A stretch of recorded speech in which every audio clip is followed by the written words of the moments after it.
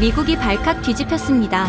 미국이 기를 쓰고 막으려던 한국산 괴물 무기가 중동에 실전 투입됐기 때문입니다. 부품 공급 차단과 외교 압박까지 총동원하며 한국산 레이저 개발을 막으려 했던 미국 방산 전문가들은 입을 모아 미국 허락 없이 한국 독자 개발은 불가능하다라고 확신했습니다. 하지만 단 3개월 뒤 믿을 수 없는 일이 벌어졌습니다. 이란의 자폭 드론에 맞서 한국산 레이저가 실전 투입된 겁니다. 한국의 천광은 순식간에 이란의 자폭 드론 수백 대를 전멸시켰고 비싸기만 한 미국 무기는 중동에서 퇴출될 위기에 처했습니다. 도대체 무슨 일이 벌어진 걸까요? 미국의 갑질에도 결국 독자 개발에 성공한 대한민국. 지금 시작합니다. 미국 방산업계가 무너지고 있습니다. 2026년 3월, 이란이 자폭 드론 300대를 페르시아만으로 쏟아부었어요. 한 대에 3천만 원짜리 깡통 드론이었습니다. 문제는 이걸 막으려면 55억 원짜리 패트리엇을 쏴야 한다는 거였죠. 쏘면 쏠수록 국고가 바닥나는 저주받은 산수, 중동 전체가 패닉에 빠졌습니다. 그리고 저는 그 패닉의 한가운데서 돈 냄새를 맡고 있었어요. 브래들리 헌터, 로키드 마틴 중동 아프리카 수출 총괄 디렉터, 30년간 미국의 국기를 방패 삼아 중동 왕실에 무기를 팔아온 사람입니다. 제 위에는 본사의 찰스 로구드 부사장이 있었고, 찰스는 맥켈란 위스키를 홀짝이며 저에게 간단한 지시를 내렸습니다.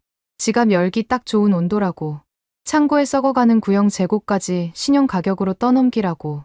저는 아부다비 국방부 지하 벙커에 도착했고 창백한 얼굴의 UAE 관리 앞에 단가 40% 인상 계약서를 내밀었습니다. 하늘에서 드론이 쏟아지는데 값을 올리다니 양심이 없느냐고요. 양심은 제 업무 매뉴얼에 없는 단어였습니다. 파텍 필립 시계의 초침이 돌아갈 때마다 수십억 원의 스톡옵션이 가까워졌으니까요. 그때까지 저는 확신했습니다. 미군의 데이터링크 코드를 쥐고 있는 한 이 세계에서 미국의 허락 없이 날아가는 미사일은 없다고. 벙커 전면 스크린에 300개의 붉은 점이 페르시아만을 건너오고 있었습니다. 합동작전 통제실 천장에서 비상 사이렌이 콘크리트를 뚫고 내장까지 울려왔어요. 아랍어 고함 소리, 키보드 두드리는 소리, 작전관들의 군화 소리가 뒤엉켰지만 저는 그 소음 속에서 오직 한 가지만 보고 있었습니다. 자이드 기획관의 오른손이에요. 서명란 위에서 볼펜 끝이 미세하게 떨리고 있었죠. 3분 남았습니다. 자이드 기획관. 저는 파텍 필립 시계의 유리면을 검지로 툭 쳤습니다.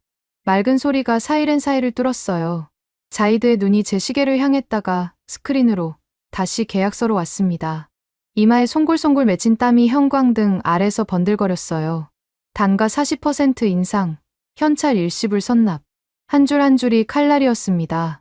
하지만 저 300개의 붉은 점이 두바이 금융지구에 닿는 순간 이 나라 경제의 심장이 멈추는 겁니다. 자이드에게 선택지는 없었어요.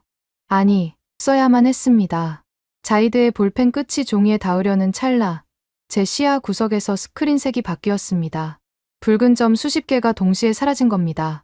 처음에는 시스템 오류라고 생각했어요. 패트리엇 잔탄이 바닥을 찍었다는 보고가 20분 전에 올라왔으니까요. 솔탄이 없는데 요격이 될 리가 없었습니다.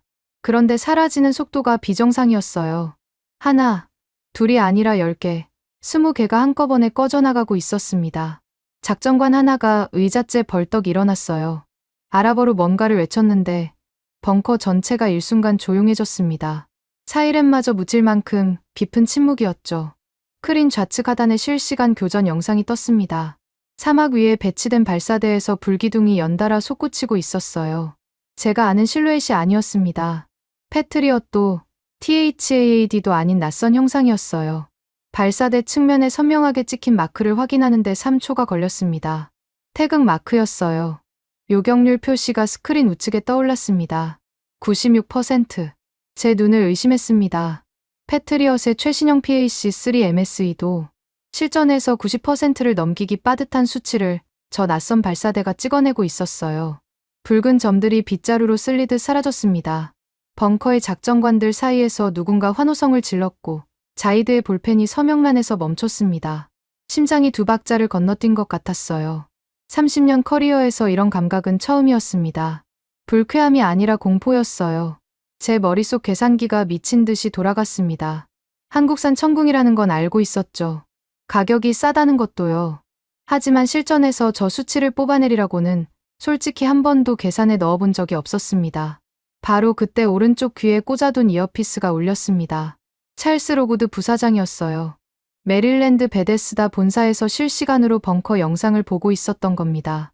찰스의 목소리는 맥켈란을 홀짝이던 여유와는 거리가 멀었습니다. 브래들리, 지금 뭐하고 있나? 한국산이 교전 중이라며 에링-16 연동 코드를 볼무로 잡아. 우리 시스템에 물려있지 않으면 저것들 독자 운용이 불가능해. 당장 UAE 측에 통보해서 연동 승인을 끊어버려. 찰스의 명령이 고막에 박히는 순간 제 안에서 뭔가가 전환됐습니다. 공포가 아니라 계산이 돌아오기 시작한 거예요. 그렇습니다.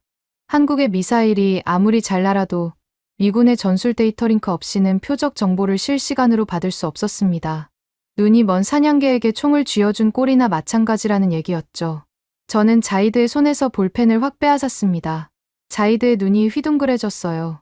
기획관, 서명은 잠시 보류하시죠. 목소리를 한 톤 낮췄습니다. 아까와는 다른 종류의 웃음이 입꼬리에 걸렸어요.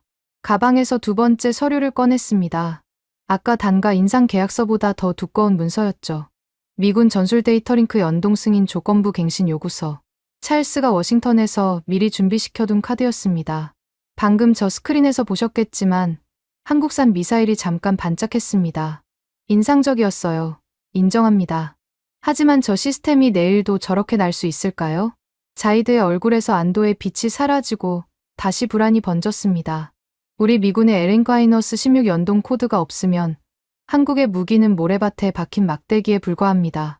제가 워싱턴에 한 통화만 하면 연동 승인이 끊겨요. 그 순간 저 천궁이든 뭐든 표적 데이터를 받지 못하는 눈먼 깡통이 되는 겁니다. 벙커 안의 공기가 다시 얼어붙었습니다. 환호성을 지르던 작전관들의 시선이 일제히 저를 향했어요. 자이드의 턱이 미세하게 떨리고 있었습니다. 저는 두 번째 서류를 테이블 위에 탁 놓으며 벙커 안의 모든 사람을 한번 둘러봤습니다. 여기 계신 분들 모두 들으십시오. 미국의 허락 없이는 이 하늘 위를 날아가는 것도 이 하늘을 지키는 것도 불가능합니다. 그게 이 세계의 규칙이에요. 규칙을 만든 쪽은 우리입니다. 자이드의 시선이 스크린과 제 서류 사이를 오갔습니다. 방금까지 300개의 드론을 쓸어버리던 태극 마크의 불기둥이 아직 스크린에서 꺼지지 않았어요. 하지만 제 손에 들린 서류 한 장이 저 불기둥보다 강력하다고 저는 확신하고 있었습니다. 30년의 경험이 알려주고 있었거든요. 무기가 아무리 좋아도 네트워크를 쥔 쪽이 이긴다고. 전쟁은 미사일이 하는 게 아니라 코드가 하는 거라고. 그 확신이 얼마나 오만한 착각이었는지는 아직 알지 못했습니다. 다음 날 아침, 아부다비 국방부 본관 2층 회의실에는 전날 벙커와는 다른 종류의 긴장이 깔려 있었습니다. 드론은 더 이상 날아오지 않았지만 숫자가 날아왔어요. UAE 재무부가 긴급 산출한 전일 교전 비용 보고서였습니다. 패트리어 PAC-3 MSE 발사 기록 127발. 총 소모 비용 6,985억 원. 요격된 드론의 제조 원가 총합은 고작 38억 원이었습니다. 방어비가 공격비의 180배를 넘긴 겁니다. 회의실 스크린에 그 숫자가 뜨자 UAE 측 관료 넷이 동시에 고개를 숙였어요. 중동군사연구소의 평가 문서 한 줄이 스크린 하단에 찍혀 있었습니다. 고가의 패트리엇으로 저가 드론을 막는 것은 방어국의 경제적 파산을 앞당기는 자살 행위라는 문장이었죠. 저는 그 숫자를 보며 속으로 웃었습니다. 완벽한 온도였어요. 공포 위에 절망이 한 겹 더 쌓인 상태. 제가 30년간 기다려온 바로 그 타이밍이었습니다. 자이드 기획관, 현실을 직시합시다. 저는 가방에서 세 번째 서류를 꺼냈습니다. 전날 벙커에서 내밀었던 단가 인상 계약서는 전초전이었어요. 오늘의 카드는 따로 있었습니다. 본사 메릴랜드 창고에서 2년째 먼지를 뒤집어 쓰고 있던 구형 PAC- 이재고 240기. 신형 PAC-3의 절반 성능도 안 되는 물건이었지만 서류 표지에는 버젓이 최신 단가가 찍혀 있었죠. 신형 불량은 공급망 문제로 18달 후에나 가능합니다. 하지만 구형이라도 당장 쏠 수 있는 탄이 필요하시지 않습니까? 현찰 일시불 조건으로 특별히 이 물량을 돌려드리겠습니다. 자이드의 얼굴이 일그러졌습니다. 구형을 신형값에 사라는 소리였으니까요. 하지만 이란이 내일 또 300대를 날려보내면 막을 탄이 없었어요. 자이드의 입술이 벌어지려는 순간 회의실 뒤쪽 문이 열렸습니다. 소리가 나지 않았습니다. 경첩이 기름칠이라도 된 것처럼 문이 무음으로 벌어졌고 짙은 남색 기성복 정장을 입은 사내가 서류철 하나만 옆구리에 낀 채 들어왔어요. 화려함이라곤 전혀 없는 차림이었습니다. 넥타이 매듭이 단정했고 구두는 깨끗하지만 분명히 백화점 기성품이었어요. 제 톰 포드 재킷 소매 단추. 하나 값이면 저 사람의 정장 전체를 살 수 있을 거라고 저는 그렇게 계산했습니다. 사내는 말 한마디 없이 회의 테이블 끝자리에 앉았어요. 서류철을 테이블 위에 놓고 주머니에서 모나미 볼펜을 꺼내 뚜껑을 열었습니다. 잠깐, 저분은 누구입니까? 제가 자이드를 향해 물었습니다. 자이드가 대답하기도 전에 사내가 스스로 입을 열었어요. 한국어 억양이 묻어나는 영어였지만 발음은 정확했습니다. 대한민국 방위사업청 중동방산수출지원단장 박건태입니다. 배석 요청을 받아 참석했습니다. 방위사업청. 한국 무기 수출을 관장하는 관청이라는 건 알고 있었습니다. 하지만 제 회의에 끼어든 건 처음이었어요. 불쾌함이 목 뒤를 타고 올라왔습니다. 하청업체 직원은 나가주시죠. 이건 록히드 마틴과 UAE 간의 양자 협의입니다. 제가 의도적으로 목소리를 높였습니다. 하청업체, 30년간 한국 방산업체를 부를 때 쓰던 단어였어요. 실제로 한국 업체들이 미국의 하도급을 받아 부품을 납품하던 시절이 있었으니까요. 그 시절의 기억으로 저는 저 남색 정장을 내려다봤습니다. 박건태라는 사내는 제 말에 고개조차 돌리지 않았어요. 모나미 볼펜 끝이 서류철 위에서 움직이고 있었습니다. 뭔가를 적고 있었죠. 못 들으셨습니까? 나가시라고 했습니다. 제가 한 걸음 다가갔습니다. 톰 포드 재킷에서 풍기는 향수 냄새가 회의실 공기를 밀어냈을 거예요. 박건태가 비로소 고개를 들었습니다. 무표정이었어요. 화가 난 것도, 당황한 것도, 모욕감을 느낀 것도 아닌 아무것도 담기지 않은 얼굴이었습니다. 마치 기상관측소 직원이 오늘의 기온을 읽듯 박건태가 입을 열었어요. 2026년 3월 14일 14시 30분 록히드 마틴 중동 아프리카 수출 총괄 디렉터 브래들리 헌터 UAE 국방부 합동 회의 중 대한민국 정부 대표에 대한 퇴장 요구 발언 확인. 기록했습니다. 볼펜이 마침표를 찍는 소리가 들렸어요. 저는 눈을 깜빡였습니다. 방금 무슨 일이 벌어진 건지 3초간 이해가 되지 않았습니다. 제가 한 말을 날짜와 시간까지 붙여서 회의록에 박아 넣은 겁니다. 분노를 쏟아부은 게 아니었어요. 항의도, 변명도 아니었습니다. 제 발언을 국제 규정 위반의 증거로 건조하게 박제해버린 거예요. 뒤쪽에서 누군가 제 팔을 잡았습니다. 아서 펜들턴이었어요. 록히드 마틴 중동 지사 수석 엔지니어이자 저보다 현장 경험이 20년은 더 긴 기술 고문이었죠. 아서의 얼굴이 굳어 있었습니다. 디렉터님, 잠깐 밖에서 이야기 좀 합시다. 한국을 건드리면 매뉴얼로 반격당합니다. 저 사람들은 감정이 아니라 조항으로 싸우는 사람들이에요. 아서의 경고가 귀에 들어왔지만 머리까지 닿지는 않았습니다. 30년간 이 업계에서 종이 쪼가리가 총알을 이긴 적은 없었어요. 무기를 쥔 쪽이 항상 이겼고 무기를 쥔 쪽은 항상 미국이었습니다. 저는 아서의 손을 뿌리쳤습니다. 아서, 자네는 기술이나 신경 쓰게. 협상 테이블은 내 영역이야. 아서의 입술이 꾹 다물렸어요. 뭔가 더 할 말이 있다는 표정이었지만 저는 이미 등을 돌린 뒤였습니다. 자이드를 향해 서류를 다시 밀어넣으며 목소리를 가다듬었죠. 자이드 기획관, 구경은 충분히 하셨으니 결정을 내리시죠. 구형이든 신형이든 당장 쏠 수 있는 탄을 확보하는 게 급선무 아닙니까? 자이드의 시선이 박건태 쪽으로 흘러갔습니다. 박건태는 여전히 같은 자세로 앉아 있었어요.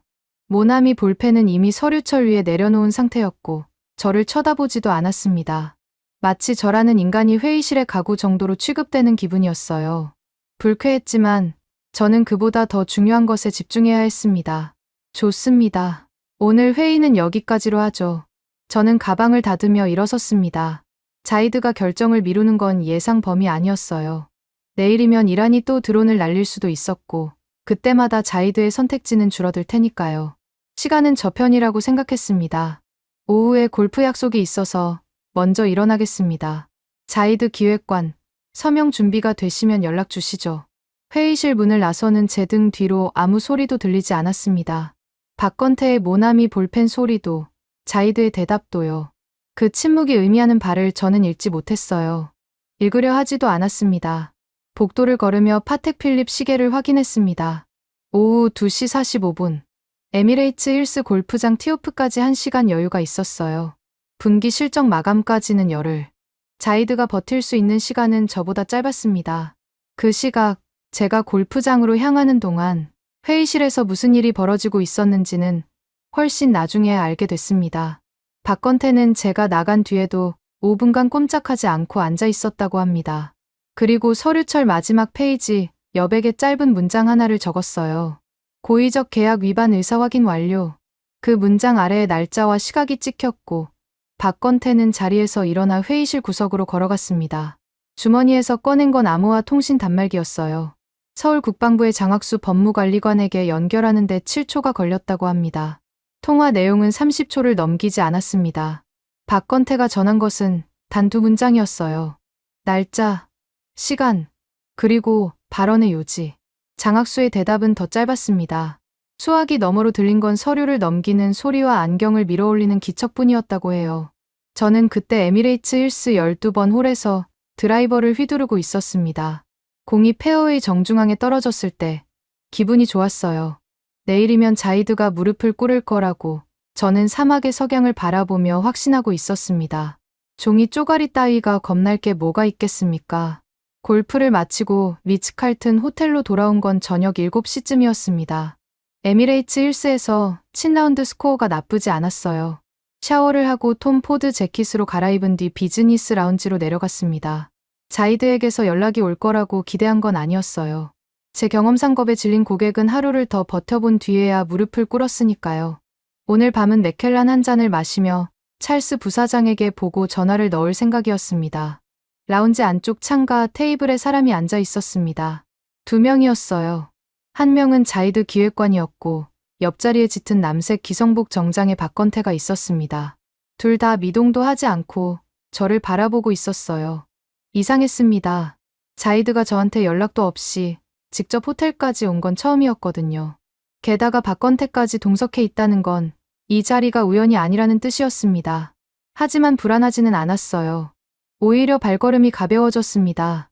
항복 서명을 들고 찾아온 거라면 제가 나설 이유도 없이 일이 풀리는 셈이니까요. 자이드 기획관, 이렇게 직접 오실 줄은 몰랐습니다. 결정을 내리신 모양이군요. 저는 빈 의자를 당기며 미소를 지었습니다. 몽블랑 만년필을 안주머니에서 꺼내 테이블 위에 올려놓는 동작까지 자연스럽게 했어요. 30년간 수없이 반복한 마무리 세레모니였죠. 자이드가 입을 열려는 순간 박건태가 먼저 움직였습니다. 무릎 위에 놓여있던 서류 가방의 잠금 장치를 열었어요. 짤까 하는 금속음이 라운지의 재즈 피아노 선율을 잘랐습니다. 서류 봉투 하나가 나왔어요. 흰색 봉투 위에 찍힌 붉은 관인이 라운지 조명 아래서 선명하게 빛났습니다. 대한민국 방위사업청의 직인이었죠. 박건태가 봉투에서 서류를 꺼내 테이블 위로 미끄러뜨렸습니다. 종이가 대리석 표면 위를 스르륵 타고 와서 제 몽블랑 만년필 바로 옆에 멈췄어요. 저는 콧바람을 불었습니다. 이게 뭡니까? 할인 읍소 편지라도 가져온 겁니까? 박 단장, 오늘도 모나미 볼펜으로 뭘 끄적이다 오신 건 아니겠죠. 웃으면서 서류 첫 장을 집어들었습니다. 영문과 한국어가 병기된 공문이었어요. 첫 줄을 읽었습니다. 웃음이 멈춘 게 언제인지 정확히 기억나지 않습니다. 둘째 줄을 읽을 때였을 수도 있고 셋째 줄이었을 수도 있어요. 분명한 건 다섯째 줄에 도달했을 때 제 안면 근육이 완전히 굳었다는 사실입니다. 첫째, 조항. 기존 계약 원가에 의한 즉각 납품 이행 요구. 단가 40% 인상은커녕 원래 가격으로 당장 물건을 넣으라는 소리였습니다. 둘째, 조항. 타국 시스템 연동 조건 없는 무조건적 승인. 제가 벙커에서 휘둘렀던 에링크-16 볼모 카드를 정면으로 잘라내는 문장이었어요. 미군 데이터링크 연동을 빌미로 조건을 거는 행위 일체를 거부한다는 통보였습니다. 가슴팍이 뜨거워졌습니다. 분노가 아니라 당혹감이었어요. 하청업체라고 불렀던 쪽에서 이런 문서가 날아올 줄은 계산에 없었습니다. 하지만 마지막 조항을 읽기 전까지는 아직 여유가 있었어요. 제게는 워싱턴이 있고 펜타곤이 있고 미국이라는 이름이 있었으니까요. 마지막 조항을 읽었습니다. 본 공문 수령 시점으로부터 72시간 내 상기 조항의 전면 이행이 확인되지 않을 경우 로키드 마틴의 중동 방어망 우선 협상 대상자 자격을 영구히 박탈하며 대체 공급국과의 긴급 수의 계약 절차를 즉각 개시한다. 영구 박탈. 이 두 글자가 눈앞에서 확대되는 것 같았습니다. 우선 협상 대상자 자격이라는 건 중동 방공 시장에서 로키드 마틴이 독점적으로 누려온 입찰 우선권을 말하는 겁니다. 이걸 잃으면 중동에서 패트리엇을 팔 수 있는 문이 완전히 닫혀요. 40년간 쌓아올린 시장 지배력이 종이 한 장에 날아가는 거였습니다. 의자가 뒤로 밀렸습니다. 제가 벌떡 일어선 겁니다. 서류를 움켜쥔 오른손이 떨리고 있었어요. 30년 만에 두 번째로 손이 떨린 거였습니다. 이게 뭐 하자는 겁니까? 목소리가 라운지 전체에 울렸습니다. 피아노 연주가 멈췄어요. 주변 테이블의 아랍 사업가들이 고개를 돌렸지만 신경 쓸 겨를이 없었습니다. 72시간, 영구 박탈. 당신들이 감히 로키드 마틴의 최후 통첩을 날려?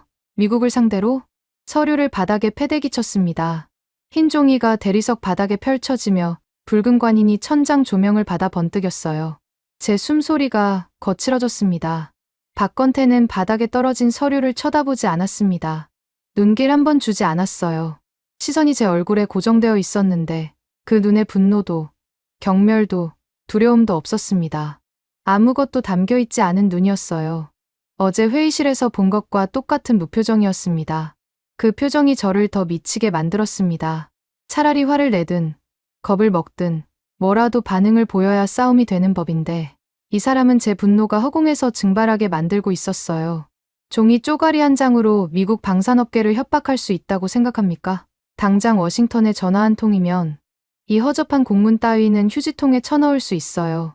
제 목소리에 여유를 실으려 했지만 이미 성량 조절이 안 되고 있었습니다. 박건태는 그제야 테이블 위에 서류 가방을 닫았어요. 잠금 장치를 짤깍 잠근 뒤 왼쪽 손목의 시계를 확인했습니다. 파텍 필립도 브라이틀링도 아닌 브랜드를 알 수 없는 스틸 케이스 시계였어요. 2026년 3월 14일 20시 0분. 박건태가 시각을 읽었습니다. 그리고 처음으로 온전한 문장을 제 쪽으로 향해 말했어요. 본 공문의 수령 시점은 방금 확인되었습니다. 선택은 헌터 디렉터님의 자유입니다. 남은 시간은 정확히 72시간이며 1분 1초도 연장되지 않습니다. 의자를 뒤로 빼고 일어섰습니다.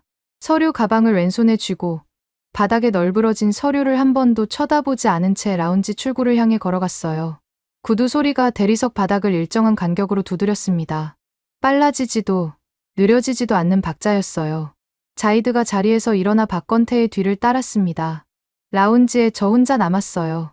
바닥에 펼쳐진 서류 위로 붉은 관인이 조명을 받아 올려다보고 있었습니다. 숨을 몰아쉬며 몸을 숙여 서류를 주었습니다. 구겨진 첫 페이지를 다시 폈어요. 마지막 조항의 글씨가 또렷했습니다. 영구 박탈. 72시간. 파텍 필립 시계를 봤습니다. 오후 8시 2분. 72시간이면 3월 17일 오후 8시 3일이었습니다. 저는 안주머니에서 핸드폰을 꺼내 찰스 로구드 부사장에게 전화를 걸었습니다. 신호음이 3번 울린 뒤 찰스의 느긋한 음성이 들렸어요. 배경에서 맥켈란을 따르는 소리가 났습니다. 찰스, 한국이 72시간짜리 최후 통첩을 날렸습니다. 수화기 너머에서 잠시 침묵이 흘렀습니다. 위스키 잔을 내려놓는 소리가 들렸어요. 72시간. 한국이? 재미있군. 찰스의 목소리에 긴장은 없었습니다. 오히려 피식 웃는 기운이 섞여 있었어요. 브래들리, 그 종이 쪼가리 걱정은 내가 할 테니 자네는 한 가지만 해. 그 72시간 안에 한국의 새 무기가 쓸모없는 장난감이라는 걸 증명할 카드를 준비하지. 부품 라인을 끊는 건 워싱턴에서 내가 처리한다. 전화가 끊어진 뒤 저는 라운지 창밖을 바라봤습니다. 아부다비의 야경이 페르시아만 수면 위로 길게 늘어져 있었어요. 72시간, 3일, 30년의 경력을 걸어도 충분한 시간이라고 저는 아직 믿고 있었습니다. 데드라인 36시간 전, 저는 움직이기 시작했습니다. 찰스 부사장과의 통화가 끝난 뒤 호텔 방에서 눈을 붙인 건 3시간이 채 되지 않았어요. 새벽 4시에 일어나 노트북을 열었습니다.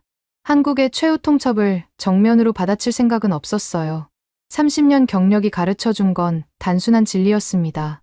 정면이 막히면 옆으로 돌아가면 됩니다. 첫 번째 카드는 분할 납품이었습니다. 원가 납품을 하라고? 좋습니다. 전체 물량의 20%만 원가로 넣고 나머지 80%는 선적 일정 조율이라는 명목으로 18달에 걸쳐 분할하는 방안이었어요. 서류상으로는 납품 이행이지만 실질적으로는 UAE가 당장 쓸 수 있는 요격탄을 손에 쥐지 못하게 만드는 구조였습니다. 시간을 끌면 끌수록 이란에 들어온 위협은 커질 거고 공포가 쌓이면 결국 제 조건을 받아들일 수밖에 없었어요. 아침 8시에 이 제안서를 자이드 기획관에게 보냈습니다. 답장은 1시간 만에 왔어요. 자이드가 아니라 박건태였습니다. 분할 납품은 본 공문의 전면, 이행 요건을 충족하지 않습니다. 잔여 시간 34시간 22분. 한 줄이었습니다. 감정도, 설명도, 여지도 없는 한 줄. 모나미 볼펜으로 적은 것처럼 건조한 문장이 메신저 화면에 박혀 있었어요. 저는 핸드폰을 테이블에 내려놓고 이를 악물었습니다. 좋습니다. 그렇게 나오겠다면 두 번째 카드를 꺼내야 했어요. 저는 워싱턴으로 전화를 걸었습니다. 펜타곤 국방부 차관보실의 리처드 콜먼이었어요. 30년간 쌓아온 인맥 중에서도 가장 쓸모있는 줄이었습니다. 리처드는 중동 안보 정책을 실질적으로 쥐고 있는 사람이었고 제가 크리스마스마다 맥켈란 한 상자씩 보내온 이유이기도 했죠. 리처드, UAE 왕실에 라인 좀 넣어줘야겠어. 한국이 선을 넘고 있어. 제가 요청한 건 간단했습니다. 펜타곤에서 UAE 국방장관에게 직접 전화를 넣어 한국산 무기 도입이 미국과의 안보 동맹에 부정적 영향을 줄 수 있다는 신호를 보내달라는 거였어요. 노골적인 협박이 아니라 외교적 넌지시였지만 중동 왕실에게 미국의 넌지시는 곧 경고와 같은 무게를 가집니다. 리처드는 알겠다고 했습니다. 전화를 끊고 나서야 어깨의 긴장이 조금 풀렸어요. 워싱턴이 움직이면 종이 쪼가리 따위는 힘을 잃습니다. 그것이 30년간 변하지 않은 이 세계의 질서였으니까요. 하지만 그날 오후 뜻밖의 정보가 들어왔습니다. 로키드 마틴 중동 지사 사무실에서 아서 펜들턴이 노트북 화면을 들고 달려왔어요. 아서의 얼굴이 사색이었습니다. 기술 인력 네트워크를 통해 입수한 첩보 보고서였는데 한국이 천광이라는 무기를 UAE에 투입할 준비를 마쳤다는 내용이었습니다. 천광이 뭡니까? 제가 물었습니다. 레이저 대공무기라는 단어는 들어본 적이 있었지만 실전 배치가 가능한 수준이라고는 생각해본 적이 없었어요. 아서가 화면을 넘기며 설명했습니다. 빛의 속도로 표적을 타격하는 고출력 레이저 무기. 한 번 쏘는데 드는 비용이 전기료 2,000원. 탄약이 필요 없으니 사실상 무한 탄창이라는 거였어요. 제 뇌가 계산을 시작했습니다. 패트리엇 한 발에 55억 원. 천광 한 발에 2,000원. 이 비율이 시장에 알려지는 순간 패트리엇이라는 상품은 존재 가치를 잃는 겁니다. 이게 사실이면 우리 사업 모델이 통째로 무너집니다. 디렉터님, 아서의 목소리가 떨리고 있었어요. 하지만 저는 다른 부분에 주목했습니다. 보고서 하단에 적힌 기술 사양이었어요. 천광의 심장부인 고출력 광섬유, 레이저 모듈. 제조사는 미국의 IPG 포토닉스였습니다. 미국 회사의 부품이 핵심에 들어가 있었다는 뜻이었죠. 순간 머릿속에서 불꽃이 튀었습니다. 부품을 끊으면 됩니다. 한국의 무기가 아무리 대단해도 심장을 뽑아버리면 멈추는 건 똑같으니까요. 저는 즉시 찰스 로고드 부사장에게 전화를 걸었습니다. 찰스, 천광이라는 한국산 레이저 무기의 핵심 모듈이 미국 IPG 포토닉스 제품입니다. 상무부를 움직여서 수출 통제를 걸어주십시오. 긴급 행정 조치로 한국행 부품을 전면 금수시키면 이 무기는 죽은 깡통이 됩니다. 찰스는 30초간 침묵했습니다. 서류를 넘기는 소리가 수화기를 통해 들렸어요. 그리고 느릿느릿한 목소리가 돌아왔습니다. 좋아. 상무부 차관에게 내가 직접 전화하지. 국가 안보를 이유로 긴급 수출 통제를 발동시키는 건 어려운 일이 아니야. 24시간이면 된다. 전화가 끊어진 뒤 저는 주먹을 쥐었습니다. 이것이 미국의 힘이었어요. 무기만 파는 게 아니라 부품을 쥐고, 규정을 만들고, 규정을 바꿀 수 있는 나라. 한국이 아무리 종이 쪼가리를 들이밀어도 이 구조를 깨뜨릴 수는 없었습니다. 다음 날 찰스의 말대로 24시간이 채 지나기 전에 미국 상무부의 긴급 행정 조치가 발동됐습니다. 한국을 향한 IPG 포토닉스 고출력 광섬유 모듈의 수출이 전면 금지된 겁니다. 국가안보라는 네 글자가 찍힌 공문 한 장이 한국의 천광 프로그램 심장부를 향해 날아갔어요. 금수 조치 서류 사본이 제 손에 들어온 건 데드라인 20시간 전이었습니다. 서류를 받아든 순간 어깨에서 힘이 빠졌어요. 안도감이었습니다. 이제 협상의 판이 제자리로 돌아왔다고 확신했죠. 저는 그 서류를 들고 아부다비 국방부 회의실로 향했습니다. 박건태가 여전히 같은 자리에 앉아 있었어요. 짙은 남색 정장, 모나미 볼펜, 서류철. 사흘 전과 달라진 것은 아무것도 없었습니다. 서류를 테이블 위에 탁 놓았습니다. 미국 상무부 직인이 찍힌 금수 조치 통보서였어요. 박 단장, 반가운 소식이 있습니다. 당신들이 그렇게 자랑하던 청광인가 뭔가 하는 레이저 무기 있잖습니까? 그 심장 부품, 미국산 RPG 모듈의 한국 수출이 오늘부로 전면 금지됐습니다. 의자 등받이에 기대며 다리를 꼬았습니다. 부품이 끊겼으니 당신들의 그 대단한 신무기는 이제 배터리 빠진 장난감 레이저 포인터일 뿐이야. 한국이 뭘 만들든 심장은 미국에 있었던 겁니다. 그걸 몰랐을 리는 없을 텐데. 테이블 건너편의 박건태를 정면으로 바라봤습니다. 이제야 저 무표정이 깨지는 걸 볼 수 있을 거라고 기대했어요. 사흘간 얼음장 같던 얼굴에 금이 가는 순간을 즐길 준비가 되어 있었습니다. 박건태의 표정은 변하지 않았습니다. 눈 하나 감지 않았어요. 금수 조치 서류를 집어들지도 쳐다보지도 않았습니다. 시선이 잠깐 제 쪽을 향했다가 다시 자신의 손목시계로 내려갔어요. 디렉터님. 아서 펜들턴이 뒤에서 제 소매를 잡아당겼습니다. 돌아보니 아서의 얼굴이 창백했어요. 손에 태블릿을 들고 있었는데 화면에 뭔가가 떠 있었습니다. 이걸 보셔야 합니다. 한국광통신 업체의 독자 개발 동향 보고서입니다.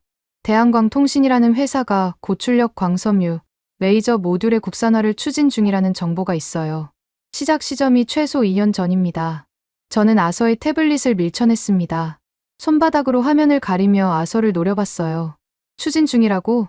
추진 중인 거랑 양산 가능한 거랑은 하늘과 땅 차이야. 한국이 2년 만에 미국의 핵심 광학 기술을 따라잡았다고. 그건 기술적으로 불가능해. 아서의 입술이 열렸다 닫혔습니다. 뭔가를 더 말하려다 제 눈빛을 보고 삼킨 것 같았어요. 저는 아서의 어깨를 잡고 뒤로 밀었습니다. 세게 밀었어요. 아서가 비틀거리며 한 발 물러났습니다. 아서, 자네 일은 기계 뜯는 거지 정치가 아니야. 겁먹지 말고 돌아가서 자네 할 일이나 해. 아서가 뒤돌아서며 중얼거렸지만 들리지 않았습니다. 저는 다시 박건태를 향해 돌아섰어요. UAE 측 인사들도 회의실에 있었고 제가 해야 할 일이 남아 있었습니다. 여러분, 현실을 직시합시다.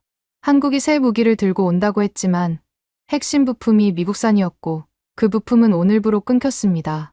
한국이 납품하겠다는 청은 심장이 빠진 빈 껍데기예요. 여러분이 선택할 수 있는 유일한 옵션은 여전히 우리 로키드 마틴뿐입니다. 자이들을 비롯한 UAE 관료들의 시선이 흔들렸습니다. 금수 조치라는 현실 앞에서 동요하는 눈빛이 보였어요. 이게 제가 원하던 그림이었습니다. 데드라인까지 남은 시간이 10시간을 밑돌았습니다. 저는 다리를 꼬고 의자에 깊숙이 앉아 시간이 흐르기를 기다렸어요. 박건태가 꺼낼 수 있는 카드는 이미 소진됐다고 봤습니다. 종이 쪼가리와 모나미 볼펜으로 미국의 부품 통제를 이길 수 있는 방법은 이 세상에 존재하지 않으니까요. 회의실 시계의 초침이 돌아가고 있었습니다. 박건태는 여전히 같은 자리에 앉아 있었어요. 금수 조치 서류를 한 번도 집어들지 않았습니다. 시선은 자신의 손목시계에 머물러 있었고 왼손은 무릎 위에 서류 가방 잠금 장치 위에 가만히 얹어 있었어요. 당혹감도 분노도 초조함도 아닌 그 무표정을 바라보는 게 점점 불편해졌습니다. 제가 어떤 카드를 꺼내든 이 사람의 얼굴에는 아무런 변화가 없었어요.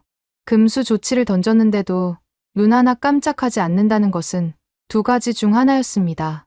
완전히 체념한 것이거나 아니면 제가 모르는 무언가를 알고 있거나. 잠깐 스친 생각이었지만 저는 즉시 지워버렸습니다. 미국의 부품 없이 고출력 레이저 모듈을 만드는 건 불가능했어요. 2년은커녕 10년을 줘도 쉽지 않은 기술이었습니다. 아서의 보고서 따위에 흔들릴 이유가 없었어요. 데드라인이 다가오고 있었고 저는 이기고 있었습니다. 72시간의 마지막 초가 떨어지는 순간을 저는 평생 잊지 못할 겁니다. 회의실 벽면에 걸린 전자시계가 자정을 넘기자마자 알람을 울렸습니다. 짧고 날카로운 전자음이었어요. 누군가 미리 설정해 놓은 것이 분명했습니다. 72시간 0분 0초, 데드라인 만료. 붉은 숫자가 스크린 옆에서 깜빡이고 있었습니다. 저는 태연하게 다리를 꼬고 있었어요. 회의실 반대편에 박건태가 앉아 있었고 자이들을 비롯한 UAE 측 인사 넷이 양옆에 배치되어 있었습니다. 데드라인이 끝났지만 제 입장에서 이 시간은 시작이었어요. 미국 상무부의 부품 금수 조치가 한국의 청광을 무력화시킨 이상 박건태가 들고 있는 카드는 이미 죽은 패였습니다. 저는 안주머니에서 몽블랑 만년필을 꺼냈어요. 테이블 위에 놓으며 박건태를 향해 밀어넣었습니다. 박 단장, 72시간이 지났군요. 서류에 적힌 대로라면 지금 제 자격을 박탈하셔야 하는 거 아닙니까? 그런데 박탈을 하려면 대체 공급자가 있어야 할 텐데 핵심 부품이 끊긴 무기를 누가 삽니까? 웃음이 나왔습니다. 진심으로 우습다고 느꼈어요. 어려우시면 제가 쉽게 해드리죠. 여기 펜 있으니까 이번에는 제 조건에 서명하시는 게 낫지 않겠습니까? 기존 단가의 2배면 우리도 적자를 면하고 여러분도 당장 솔탄을 확보하는 겁니다. 윈윈이죠. 박건태의 손이 움직였습니다. 제 쪽으로 뻗은 게 아니었어요. 무릎 위에 놓여있던 서류 가방의 잠금 장치를 열었습니다. 짤깍. 이제 익숙해진 그 금속음이었죠. 가방 안에서 서류 한 장이 아니라 문서 철이 나왔습니다. 방위사업청 붉은 관인이 찍힌 표지였는데 이번에는 표지 위에 국방과학연구소의 청색 직인이 나란히 찍혀 있었어요. 이중 관인 문서는 처음 봤습니다. 박건태가 문서 철을 테이블 중앙으로 미끄러뜨렸습니다. 저를 향한 것이 아니라 자이들을 향한 동작이었어요. 하지만 표지의 첫 줄이 제 시야에 먼저 들어왔습니다. 청광 빌러카이 고출력 광섬유, 레이저 모듈 국산화 양산 인증서. 눈이 표지에 박혔습니다. 국산화, 양산, 인증서. 세 단어가 머릿속에서 조합되는데 2초가 걸렸어요. 자이드가 문서 철을 펼쳤고 첫 페이지에 기술 사양서가 드러났습니다. 제조사란의 대한광통신 주식회사와 한화시스템이 나란히 적혀 있었어요. 미국의 IPG 포토닉스는 어디에도 없었습니다. 양산 개시 일자를 읽었습니다. 2025년 9월, 6개월 전이었어요. 심장이 한 박자 멈추는 감각이 왔습니다. 6개월 전이라는 건 제가 이번 위기를 이용해 단가를 올리겠다고 계획하기도 전에 이미 한국이 미국 부품 없이 독자 규격으로 양산 라인을 돌리고 있었다는 뜻이었습니다. 금수 조치를 걸기도 전에 끊어야 할 줄이 이미 끊겨 있었던 거예요. 거짓말. 제 입에서 나온 첫마디였습니다. 목소리가 갈라졌어요. 이건 조작이야. 한국이 2년 만에 미국의 고출력 광학 기술을 국산화했다고? 불가능합니다. 기술적으로 불가능해. 박건태가 처음으로 고개를 살짝 기울였습니다. 눈동자가 제 얼굴 위에 멈추었어요. 여전히 감정은 없었지만 이번에는 뭔가 다른 것이 느껴졌습니다. 연민도 경멸도 아닌 이미 결과를 알고 있는 사람만이 가질 수 있는 무게 같은 것이었어요. 인증서 3페이지에 국방과학연구소의 독립검증 시험 결과가 첨부되어 있습니다. 출력 300kW, 연속 조사 7초, 빈품질 개수 1.2, 미국 IPG 모듈 대비 동등 이상의 성능으로 확인되었습니다. 숫자를 읊는 박건태의 목소리에는 자부심도 도발도 없었습니다. 일기예보를 읽듯 건조했어요. 그 건조함이 오히려 숫자의 무게를 배로 만들었습니다. 손에서 뭔가가 떨어지는 소리가 들렸습니다. 제 손이었어요. 몽블랑 만년필이 테이블 모서리를 스치며 바닥에 떨어졌습니다. 뚜껑이 열리며 금색 립이 대리석 위에서 맑은 소리를 냈어요. 줍지 못했습니다.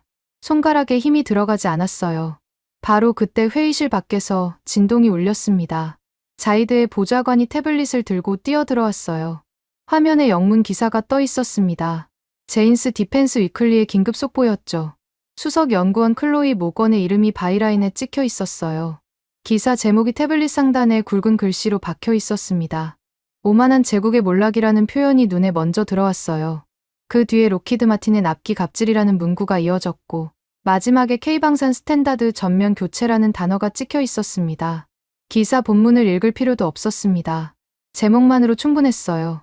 클로이 모건은 군사 전문 매체에서 가장 영향력 있는 분석가였고 그 사람의 기사 한 편이 방산 시장의 판도를 바꾸는 건 어제 오늘 일이 아니었습니다.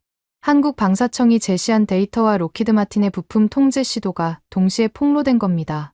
양쪽을 나란히 놓으면 어떤 그림이 그려지는지는 30년차 방산맨이 아니어도 알 수 있었어요. 자이드의 보좌관이 태블릿 하단을 가리켰습니다. 실시간 주가 차트였어요. 뉴욕 증시가 열리자마자 로키드 마틴 주가가 빨간 화살표를 타고 곤두박질치고 있었습니다.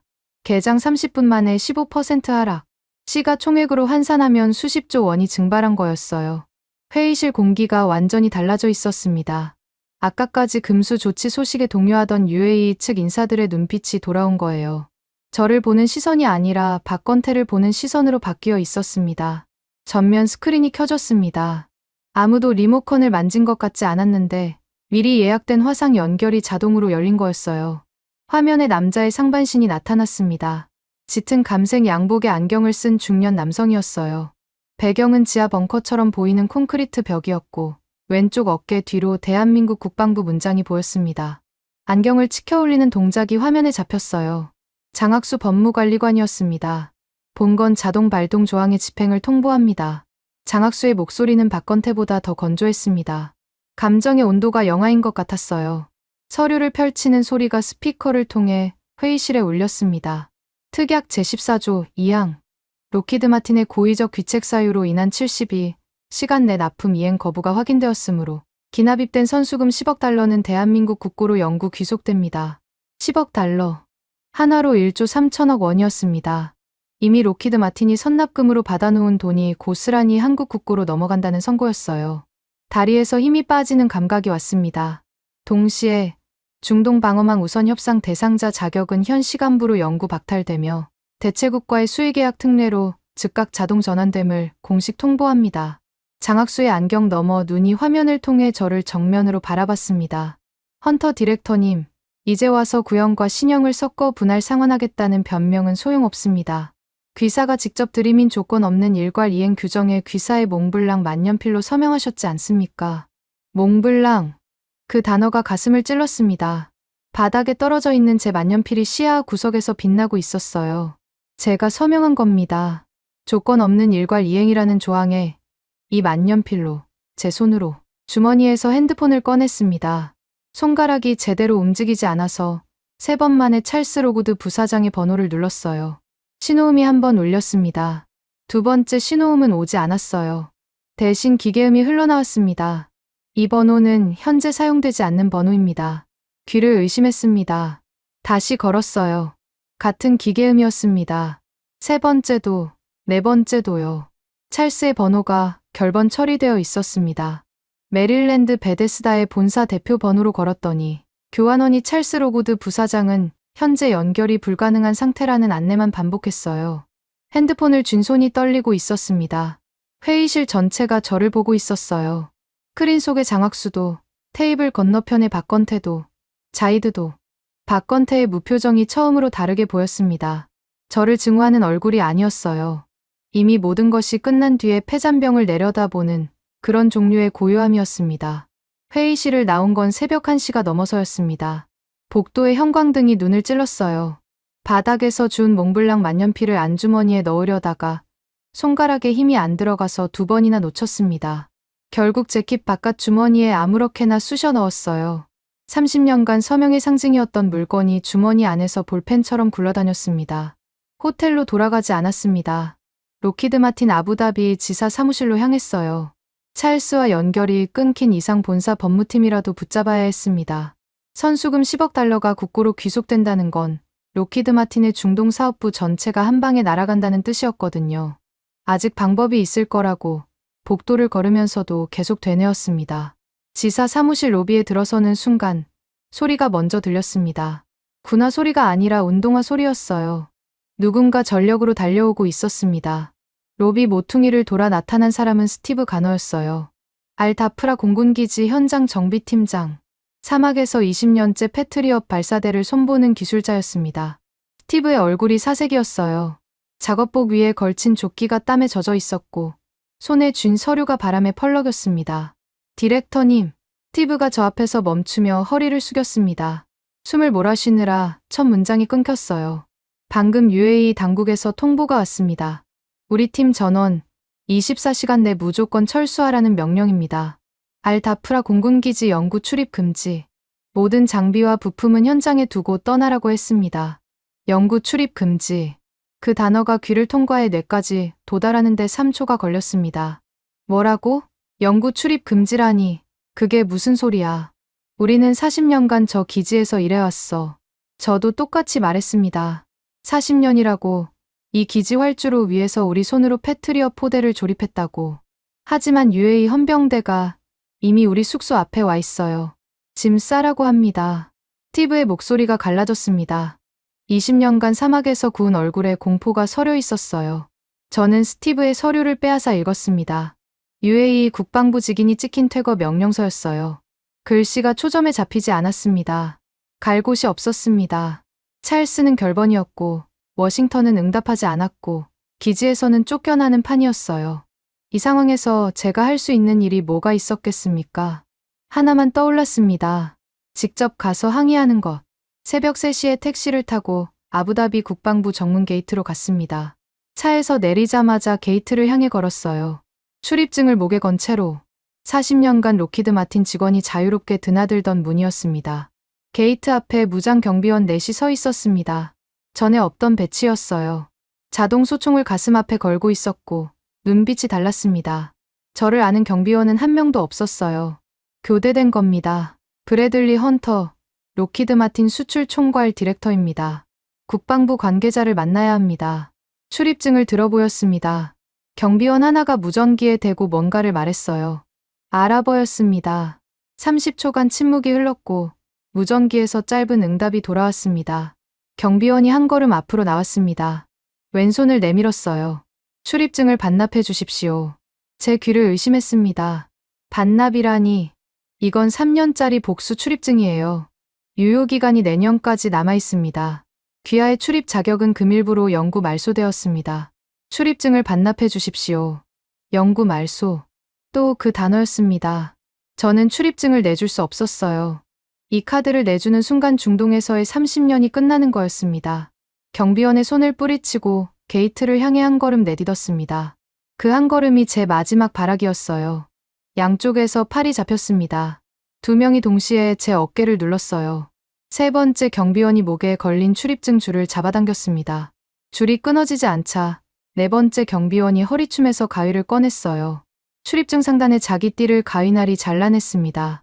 찰칵 하는 소리가 새벽 공기를 갈랐어요. 잘린 카드 조각이 콘크리트 위에 떨어졌고 경비원이 제 몸을 게이트 반대편으로 밀어냈습니다. 톰 포드 재킷의 어깨 솔기가 찢어지는 소리가 들렸습니다. 비틀거리며 세 발을 물러났어요. 게이트가 닫혔습니다. 철제 문 사이로 국방부 건물의 불빛이 보였고 저는 그 불빛의 바깥에 서 있었습니다. 잘린 출입증 조각을 주우려고 몸을 숙였지만 이미 경비원이 발로 안쪽으로 걷어차 버린 뒤였어요. 30년의 출입 이력이 찍힌 카드가 게이트 안쪽 배수구 위에서 사막 모래와 뒤섞이고 있었습니다. 택시 안으로 돌아왔을 때 동쪽 하늘이 희부옇게 밝아오고 있었어요. 사막의 새벽은 빠릅니다. 택시 운전사가 어디로 가겠느냐고 물었지만 대답하지 못했어요. 갈 곳이 떠오르지 않았습니다. 그때 핸드폰이 울렸습니다. 스티브 가너였어요. 디렉터님, 기지에 와보셔야 합니다. 아니, 오실 수 없겠지만 제가 지금 보고 있는 걸 말씀드려야 할 것 같습니다. 스티브의 목소리가 이상했어요. 공포도 분노도 아닌 설명할 수 없는 톤이었습니다. 넋이 나간 사람의 목소리라고 해야 할까요? 어제까지 우리 미군 수송기가 독점하던 1번 활주로에 방금 태극 마크가 꽉 차게 찍힌 C-17 대형 수송기 6대가 편대를 지어 내렸습니다. 지금 이 순간 해치가 열리고 있어요. 수화기를 귀에 붙인 채 택시 창밖을 봤습니다. 아부다비 남쪽 하늘에 수송기 편대의 항적이 보일 리 없는 거리였지만 저도 모르게 고개를 돌렸어요. 수송기에서 뭐가 나오고 있습니까? 천궁이 발사대 먼저 내렸습니다. 8기입니다. 그리고 지금 두 번째 수송기 해치에서 처음 보는 장비가 나오고 있어요. 크기는 패트리엇 발사대의 절반 정도인데 포신이 없습니다. 대신 렌즈 같은 게 전면에 달려 있어요. 방금 한국 정비팀 조끼에 찍힌 글씨를 쌍안경으로 읽었습니다. 스티브가 잠시 말을 멈췄습니다. 숨을 삼키는 소리가 들렸어요. 천광이라고 적혀 있습니다. 디렉터님. 한글이지만 제가 알아볼 수 있었어요. 이게 그 레이저 무기 맞습니까? 부품이 끊겼다며요. 이게 어떻게 여기 있는 겁니까? 대답하지 못했습니다. 입이 열리지 않았어요. 양산 인증서가 6개월 전이라는 박건태의 문서가 사실이었던 겁니다. 미국 부품 없이 만든 국산. 레이저 모듈이 진짜로 양산되어 진짜로 수송기에 실려 진짜로 이 사막에 내린 거였어요. 스티브가 계속 보고했습니다. 목소리가 점점 작아졌어요. 한국 정비팀이 수송기에서 내리자마자 움직이기 시작했습니다. 40도 넘는 폭염 속에서 쉬지 않아요. 교대도 없이 장비를 내리고 케이블을 연결하고 발사대를 세우고 있습니다. 우리 팀이 같은 작업을 하면 사흘은 잡아야 하는데 저 사람들은 로봇처럼 움직입니다. 3시간이면 방공망 연동까지 끝낼 기세예요. 전화를 끊고 나서 택시 뒷좌석에 등을 기댔습니다. 천장을 올려다봤어요. 아무것도 보이지 않았습니다. 눈이 먼 게 아니라 머릿속이 하얗게 된 거였어요. 그날 밤 스티브의 예측은 틀리지 않았습니다. 한국 정비팀은 정확히 12시간 만에 천궁이 8기와 천광, 4기의 통합 방공망 연동을 완료했어요. 미군 LN-16이 16이 아닌 한국 독자, 전술통신망 JTDLS로 연결된 방어 체계가 아부다비 상공을 덮은 겁니다. 그리고 그 새벽, 이란이 복수의 이빨을 드러냈습니다. 2차 공세가 시작된 건 동이 트기 직전이었어요. 페르시아만 건너편에서 드론 200대가 추가로 떴다는 속보가 스티브의 메시지로 날아왔습니다. 호텔 방에서 그 메시지를 읽으며 저는 이상한 감정을 느꼈어요. 사흘 전이었다면 환호했을 소식이었습니다. 드론이 쏟아질수록 제 협상력이 올라가는 구조였으니까요. 하지만 지금은 달랐습니다. 패트리엇이 아닌 다른 것이 저 하늘을 지키고 있었어요. 1시간 뒤 스티브에게서 영상 파일 하나가 왔습니다. 기지 외곽에서 촬영한 것 같았어요. 화면이 흔들렸지만 하늘은 선명했습니다. 동이 트는 사막 하늘 위로 검은 점들이 벌떼처럼 밀려오고 있었어요. 300대가 아니라 200대였지만 충분히 소름 끼치는 광경이었습니다. 그리고 빛이 보였습니다. 소리가 없었어요. 패트리엇 요격은 굉음과 함께 불기둥이 솟구치는데 이건 달랐습니다. 보이지 않는 빛의 창이 사막 지평선에서 하늘을 향해 뻗어나갔어요. 영상에서는 빗줄기 자체가 포착되지 않았습니다. 대신 드론이 하나씩 날개를 잃고 추락하는 모습이 찍혔어요. 폭발이 아니라 절단이었습니다. 레이저가 드론의 날개를 정밀하게 잘라낸 거예요. 날개 잃은 깡통들이 사막 모래 위로 빗방울처럼 떨어졌습니다. 소리 없이, 연기 없이 하늘이 깨끗하게 비워지는 풍경이었어요. 영상 하단에 스티브가 자막처럼 메시지를 보내왔습니다. 디렉터님, 다 끝났습니다. 우린 쫓겨났다고요. 새벽 영상을 본 뒤 2시간 동안 호텔 방 침대 가장자리에 앉아 있었습니다. 움직이지 못한 게 아니라 움직일 이유를 찾지 못한 거였어요. 핸드폰 화면에는 스티브가 보낸 마지막 메시지가 그대로 떠 있었습니다. 그러다 새벽 5시 20분에 하나의 생각이 머리를 관통했어요. UAE는 이렇습니다. 아부다비는 끝났어요. 하지만 중동은 UAE만 있는 게 아니었습니다. 사우디아라비아, 세계 최대 방산 수입국이자 로키드 마틴이 40년간 쌓아올린 최대 고객이었죠. 사우디와의 계약은 아직 살아있었습니다. 패트리엇 체계 전면 업그레이드와 차세대, 방공망 구축을 포함한 40조 원 규모의 가계약이 리야드에서 최종 서명만 기다리고 있었어요. 거기를 지키면 됩니다. UAE에서 잃은 건 뼈아프지만 사우디 40조 원을 확보하면 본사 이사회에 보고할 면목이 섰어요. 찰스가 결번 처리한 전화도, 주가 폭락도, 일단 사우디 계약이 살아있으면 수습할 여지가 있었습니다. 새벽 6시에 호텔 프런트에 전화를 걸어 전세기를 수배했습니다. 아부다비에서 리야드까지 비행시간 2시간. 제 개인 법인 카드 한도가 아슬아슬했지만 긁혔어요. 톰 포드 재킷에 찢어진 어깨 솔기를 안쪽으로 접어넣고 넥타이를 새로 매고 몽블랑 만년필을 안주머니에 꽂았습니다. 거울을 봤어요. 사흘간 제대로 잠을 자지 못한 얼굴이었지만 은발 포마드는 아직 흐트러지지 않았습니다. 리야드 킹칼리드 국제공항에 내린 건 오전 11시였어요. 공항에서 바로 택시를 타고 사우디 국방부 조달청으로 향했습니다. 압둘라 빈 칼리드 조달청장에게 미리 연락을 넣어둔 상태였어요. 압둘라는 사우디 왕실의 핵심 실세이자 방산 조달의 최종 결정권자였습니다. 지난 15년간 제가 사우디에 납품한 모든 계약서에 압둘라의 서명이 들어가 있었죠. 저녁 식사를 함께한 적도 20번은 넘었어요. 개인적 친분이 아니라 사업적 유대였지만 이 업계에서 그 둘의 경계는 흐릿했습니다. 조달청 본관은 리야드 중심부의 하얀 대리석 건물이었어요. 로비에서 보좌관의 안내를 받아 엘리베이터를 타고 7층 청장 집무실 앞에 섰습니다. 문을 두드리려다 멈췄어요. 안쪽에서 소리가 들렸습니다. 압둘라의 목소리가 아닌 다른 음성이었어요. 아랍어가 아니었습니다. 문을 밀고 들어갔습니다. 노크 따위를 할 상황이 아니었어요. 압둘라 청장이 집무실 중앙의 넓은 책상 뒤에 앉아 있었습니다. 흰 칸두라에 붉은 슈마그를 쓴 거구의 남자였어요. 책상 위에 놓인 대형 모니터가 제 시선을 먼저 잡았습니다. 화상회의 화면이 열려 있었어요. 모니터 속에 박건태가 있었습니다. 짙은 남색 정장, 뒤로 보이는 아부다비 국방부 회의실의 콘크리트 벽. 화면 좌측 하단에 대한민국 방위사업청 로고가 떠 있었어요. 박건태는 무언가를 설명하고 있었고 압둘라 청장은 고개를 끄덕이며 듣고 있었습니다. 심장이 바닥으로 꺼지는 감각이었어요. 압둘라 청장, 이게 무슨 상황입니까? 제 목소리가 집무실 전체에 울렸습니다. 압둘라가 고개를 돌려 저를 봤어요. 놀란 표정은 아니었습니다. 오히려 제가 올 줄 알고 있었다는 듯한 눈빛이었어요. 헌터 디렉터, 어서 오시게. 마침 잘 왔어. 압둘라의 영어는 옥스퍼드 억양이 섞여 있었습니다. 사우디 왕실 자제들이 영국에서 유학하는 관행 때문이었죠. 의자를 권하지 않았어요. 저는 서서 모니터를 바라봤습니다. 박건태의 화면 옆에 기술 도표가 펼쳐져 있었어요. 천궁이와 천광의 통합 방공 체계 도면이었습니다.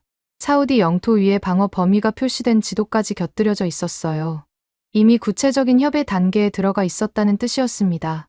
제가 전세기를 타고 날아오는 2시간 동안, 아니 어쩌면 그보다 훨씬 전부터 한국은 사우디와 접촉하고 있었던 겁니다.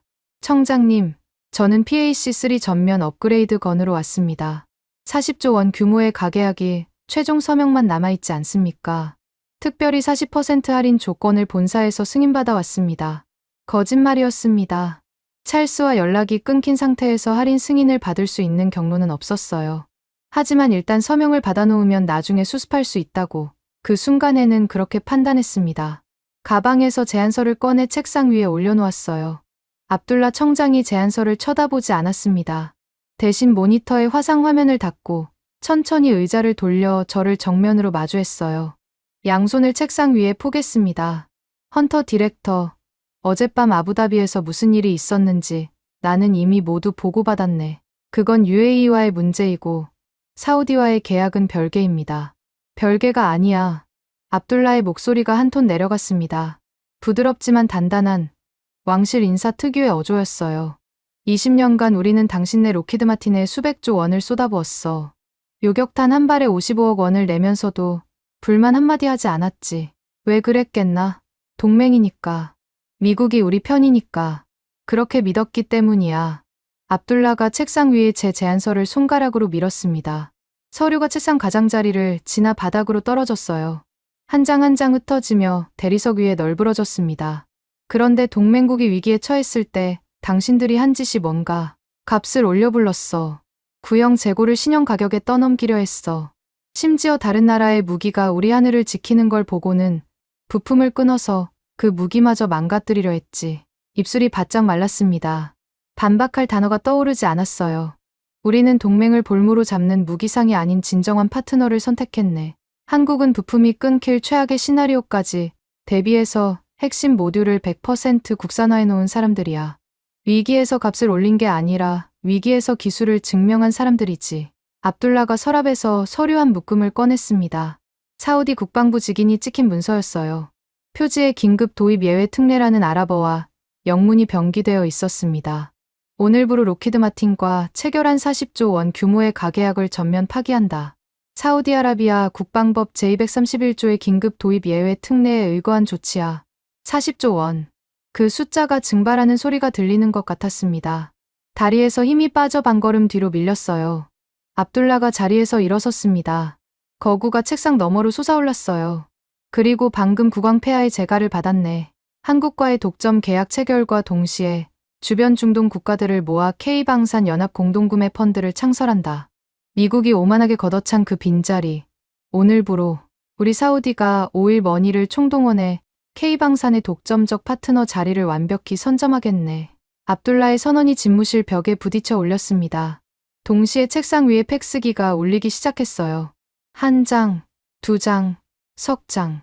멈추지 않았습니다. 압둘라의 보좌관이 뽑아든 팩스 용지에는 이라크, 쿠웨이트, 바레인, 오만 국방부의 직인이 찍혀 있었어요. K방산 체계 전면 교체 긴급타전이었습니다. 도미노가 쓰러지듯 중동 전체가 한꺼번에 움직이고 있었어요. 집무실 밖으로 밀려나오듯 나왔습니다. 복도에서 핸드폰을 꺼냈어요. 손가락이 떨려서 화면을 3번 잘못 눌렀습니다. 찰스 로구드 부사장 번호를 다시 한번 시도했어요. 이번에는 결번이 아니었습니다. 신호음이 2번 울린 뒤 찰스의 목소리가 들렸어요. 찰스, 사우디가 40조 원 계약을 파기했습니다. 중동 전체가 한국으로 넘어가고 있어요. 본사 차원에서 대응해야 합니다. 워싱턴을 움직여 주십시오. 수화기 너머에서 3초간 침묵이 흘렀습니다. 찰스의 목소리가 돌아왔을 때 맥켈란의 여유는 증발해 있었어요. 대신 차갑게 얼어붙은 사무적 어조가 깔려 있었습니다. 브래들리, 이사회가 오늘 긴급 소집됐다. 주가가 반토막 났어.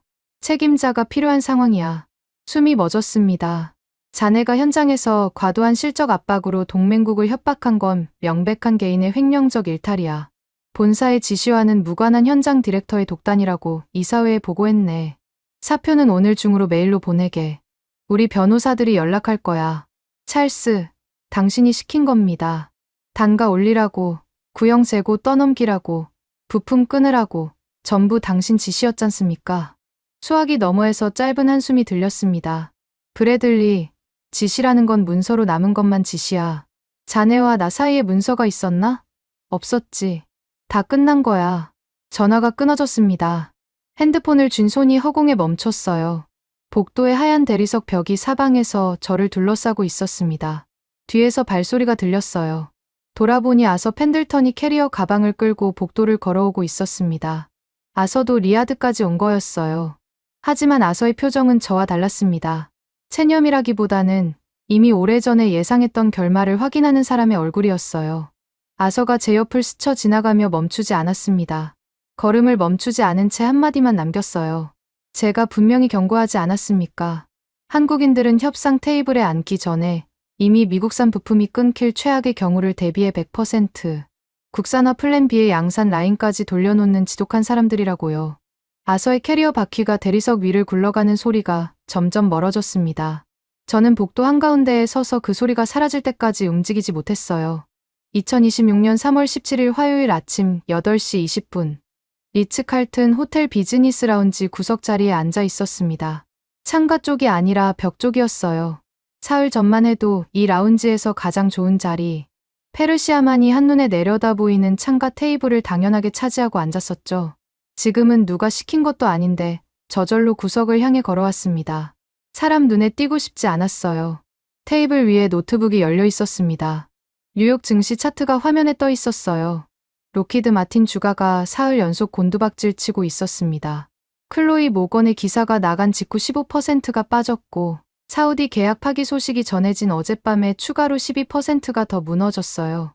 합산하면 시가총액의 4분의 1이 증발한 겁니다. 차트의 빨간 선이 절벽처럼 떨어지는 모양을 멍하니 바라봤습니다. 저 선 하나하나가 누군가의 퇴직금이고 누군가의 스톡옵션이고 누군가의 30년이었어요. 제 30년이었습니다. 핸드폰 알림이 울렸습니다. 진동이 대리석 테이블 위에서 달그락거렸어요. 메일 한 통이었습니다. 발신자는 로키드 마틴 본사 법무팀이었어요. 제목을 읽었습니다. 위약금 연대 책임 통보 및 개인 자산 보전 좋지 않네. 첫 줄부터 읽었습니다. 선수금 10억 달러의 국고 귀속에 따른 위약금 연대 채무가 현장 책임자인 브래들리 헌터 개인에게 할당되었다는 내용이었어요. 찰스 로구드가 말한 대로였습니다. 본사의 지시는 문서로 남은 것만 지시이고 문서에 남지 않은 모든 것은 현장 디렉터의 독단적 일탈이었어요. 30년간 쌓아올린 모든 것을 한 사람에게 뒤집어 씌우는 데 필요한 건 법무팀 메일 한 통이면 충분했습니다. 다음 문단을 읽었어요. 연대 책임에 따른 자산 보전 조치로 본인 명의 모든 은퇴 계좌, 스톡옵션 행사 계좌, 개인 투자 계좌 및 법인 카드가 즉시 동결되었다는 문장이 적혀 있었습니다. 즉시. 이미 실행된 뒤에 통보가 온 거였어요. 핸드폰을 내려놓고 지갑을 꺼냈습니다. 법인 카드를 뽑아 뒤집었어요. 카드 표면에 로키드 마틴 로고가 은색으로 양각되어 있었습니다. 30년간 이 카드로 전 세계를 날아다녔어요. 두바이 스위트룸, 런던 미슐랭 디너, 도쿄 비즈니스 라운지. 이 카드 한 장이 열어주지 못하는 분은 없었습니다. 잔액 영원. 모든 카드가 같았어요. 법인 카드도, 개인 카드도, 은퇴 계좌에 연결된 체크카드도 하나하나 확인할 때마다 화면에 동일한 숫자가 떴습니다. 0, 0, 0. 30년의 잔고가 전부 0이었어요. 노트북 화면을 닫았습니다. 차트를 더 볼 필요가 없었어요. 고개를 들어 창밖을 봤습니다. 라운지 구석 자리에서도 유리창 너머의 하늘은 보였어요. 아부다비의 아침 햇살이 스카이라인을 비추고 있었습니다. 고층 빌딩 사이로 페르시아만의 수평선이 반짝였어요. 그 하늘 위에 눈에 보이지는 않지만 분명히 존재하는 것이 있었습니다. 대한민국이 구축한 천궁이와 천광의 복합 대공 방어망이었어요. 사흘 전 이란에 들어온 500대를 쓸어버린 그 철벽이 지금 이 순간에도 두바이와 아부다비의 상공을 지키고 있었습니다. 저는 그 하늘을 올려다보며 박건태의 얼굴을 떠올렸습니다. 사흘간 단 한 번도 변하지 않았던 그 무표정이 이제야 읽혔어요. 분노가 아니었습니다. 경멸도 아니었어요. 이미 승패를 끝내놓은 사람의 여유였습니다. 처음부터 끝까지 박건태는 결과를 알고 있었던 겁니다. 제가 어떤 카드를 꺼내든, 어떤 꼼수를 부리든, 어떤 라인을 움직이든 그 모든 것이 도달할 수 없는 곳에 이미 답을 놓아두고 앉아 있었던 거예요. 모나미 볼펜 한 자루와 기성복 정장.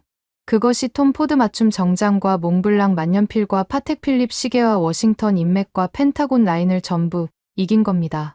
종이 쪼가리 따위가 겁날 게 뭐가 있겠느냐고. 제가 비웃었던 그 종이 쪼가리가 30년의 제국을 무너뜨린 거였어요. 라운지 입구에서 구두 소리가 다가왔습니다. 호텔 지배인이었어요. 회색 양복에 금색 네임택을 단 중년 남성이 제 테이블 앞에 멈춰 섰습니다. 헌터님, 실례합니다만 숙박비 건으로 말씀드릴 것이 있습니다. 목소리가 정중했지만 정중함 뒤에 숨어 있는 것이 무엇인지는 알 수 있었어요. 리츠 칼튼 로열 스위트 사흘 숙박비였습니다. 하룻밤에 800만 원이 넘는 방이었죠. 체크아웃 시간이 지나도 결제가 이루어지지 않아 확인차 나왔다는 겁니다. 카드가 일시적으로 정지되어 있어서 그렇습니다.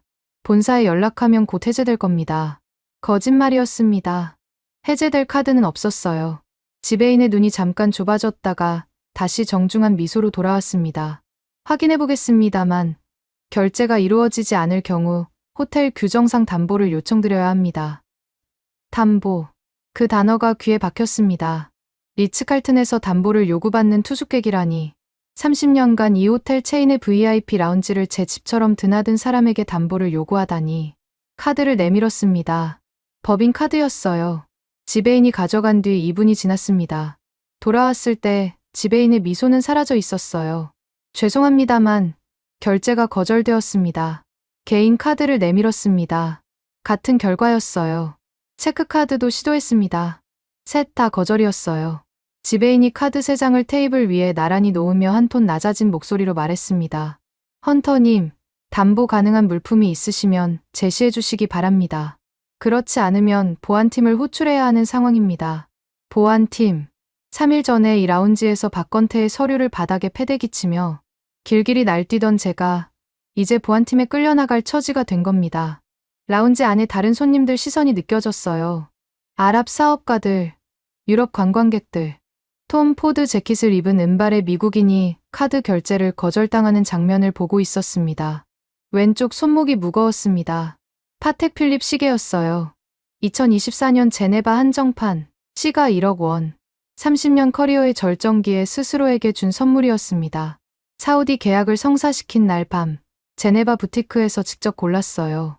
케이스 뒷면에 이니셜 B, H가 각인되어 있었습니다. 이 시계를 찰 때마다 저는 확인했습니다. 내가 누구인지, 내가 어디에 서 있는지, 내가 무엇을 이루었는지를. 파텍 필립의 무게가 곧 제 존재의 무게였어요. 시계 버클을 풀었습니다. 손가락이 떨렸지만 이번에는 떨림의 종류가 달랐어요. 수치심이었습니다. 시계를 테이블 위에 놓았습니다. 금속과 대리석이 부딪히는 소리가 작았어요. 그 작은 소리가 30년의 마침표처럼 들렸습니다. 이걸로 숙박비를 충당해 주십시오. 지배인이 시계를 집어 들었습니다. 뒤집어서 케이스를 확인하고 다이얼을 살핀 뒤 고개를 끄덕였어요. 시계가 지배인의 손 안으로 사라졌습니다. 제 손목에 시계가 있던 자리에 하얀 자국이 남아 있었어요. 30년간 햇빛을 받지 못한 피부가 드러난 거였습니다. 체크아웃은 10분 만에 끝났습니다. 로비에서 짐을 받았어요. 캐리어도, 서류 가방도 전부 호텔에 두고 나왔습니다. 어차피 들어있는 건 거절당한 카드 영수증과 쓸모없어진 계약서들 뿐이었으니까요. 프런트에서 건네준 건 싸구려 비닐 서류 봉투 하나였어요. 여권과 핸드폰, 거절당한 카드 3장. 그것이 30년의 전부였습니다. 로비 자동문이 열렸습니다. 사막의 열기가 얼굴을 때렸어요. 3월인데도 아부다비의 아침은 35도를 넘기고 있었습니다. 뜨거운 모래바람이 찢어진 톰 포드 재킷의 어깨 솔기 사이로 파고들었어요. 돌아봤습니다. 리츠칼튼의 유리 정문 너머로 로비의 샹들리에가 반짝이고 있었어요. 저 안에서 저는 왕이었습니다. 중동의 하늘을 사고 파는 사람이었어요. 미국의 국기를 등에 업고 세상을 쥐고 흔든다고 믿었던 사람이었습니다. 우리가 세상을 쥐고 흔든다고 믿었지만 한국의 서류한 장과 치밀한 원칙 앞에 우리는 모든 것을 잃은 오만한 바보에 불과했습니다. 탐욕의 눈이 멀어 동맹을 돈벌이로만 보고 위기를 기회로만 계산하고 종이 쪼가리를 비웃다가 제 무덤을 판 늙은 사기꾼이었어요. 시계가 없는 왼쪽 손목이 허전했습니다. 몇 시인지 알 수 없었어요. 알 필요도 없었습니다. 제게 남은 시간표는 더 이상 존재하지 않았으니까요. 비닐 봉투를 쥔 채 사막의 도로를 향해 걸었습니다. 갈 곳은 없었어요. 하지만 멈춰 설 수도 없었습니다. 등 뒤로 리츠칼튼의 그림자가 길게 늘어졌고 머리 위로는 대한민국이 지키는 하늘이 펼쳐져 있었습니다. 지금까지 여러분의 영원한 말동무, 감동을 더하다 였습니다. 세계를 놀라게 한 대한민국. 다음 영상에서도 계속됩니다. 좋은 하루 되세요.